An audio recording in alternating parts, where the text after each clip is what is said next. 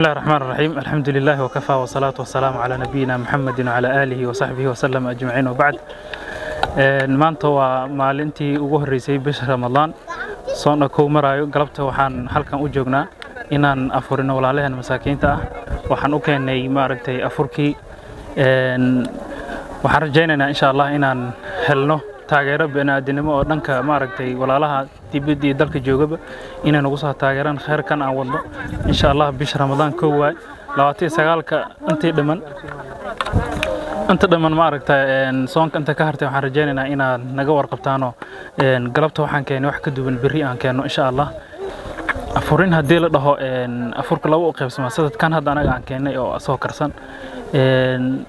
mid kala jiro afurintan oo raashinka ah la keenay waliba kaasaan jecelnahay inaan maaragtay bariyahan aan u bedelno oo codsan aan dhiibanayna waayo qof maanta dhan soo soona kuma filna afurkan galabta aan keenay waxaan rajaynaynaa insha Allah raashin isqabo familkii inaan helno oo haafkii bariiskii haafkii burkii iyo haafkii sokorta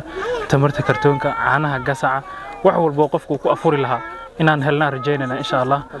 nambarada anaga la soo xiriiraysiin waa furaha 781 59 28 nambarkaas insha Allah naga la soo xiriir hadoo leeyahay